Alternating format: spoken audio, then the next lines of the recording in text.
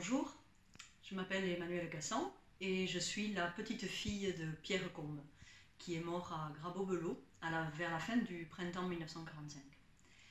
Il est enterré dans le petit cimetière qui est situé à l'entrée du village, tout près du mémorial du bois de Belot, avec 131 autres prisonniers du camp de Sachsenhausen, et tous avaient été victimes du fascisme. En 2018, j'ai écrit un livre intitulé « Sous les ormes de Grabeaud », dans lequel je raconte 33 ans à la recherche de mon grand-père, qui avait été arrêté au Boulou en mai 1944, dans les Pyrénées-Orientales, puis qui, après une année de captivité en Allemagne, s'était volatilisé au bout de la marche de la mort, quelque part dans le nord de l'Allemagne.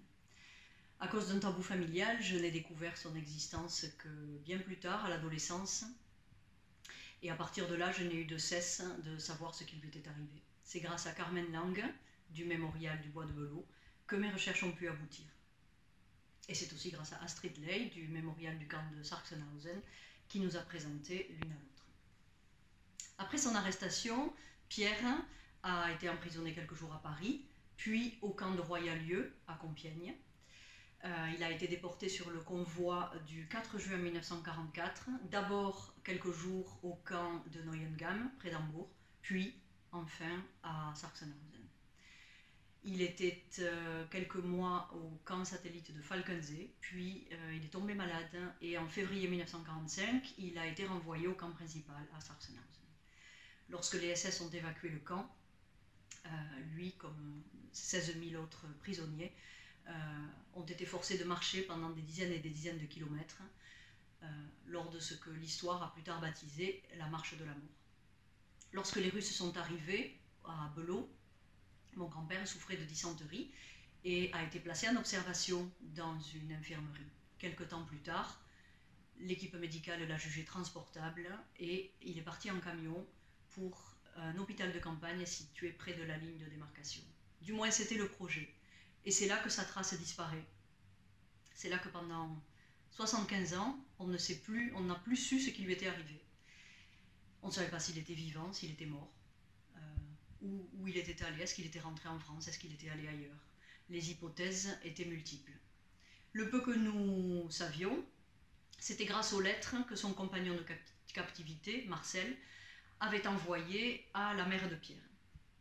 Voilà. Donc j'avais 13 ans lorsque j'ai entamé mes recherches, et 47 lorsqu'elles sont abouties grâce à Carmen.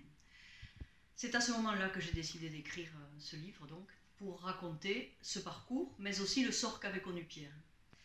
Deux objectifs m'ont poussé dans cette direction. Tout d'abord, je souhaitais raconter l'une des nombreuses petites histoires dont la grande histoire, avec un H majuscule, regorge. Ensuite, je souhaitais que Pierre retrouve sa place parmi les siens.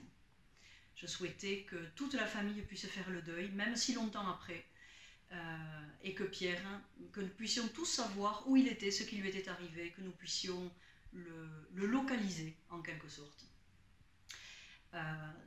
Que la volonté soit celle de raconter l'histoire avec un grand H, comme le font les historiens, notamment pour lutter contre l'amnésie collective, ou la petite histoire comme celle de Pierre, et tous les livres qui concernent le sort de tel ou tel déporté, tel ou tel prisonnier.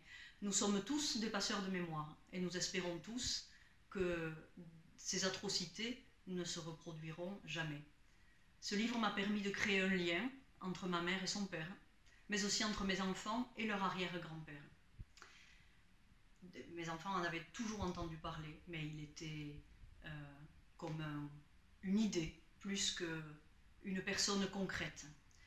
Pour tous, grâce à Carmen, Pierre s'est matérialisé, il a pris corps, il a retrouvé sa place parmi les siens, mais aussi dans l'histoire.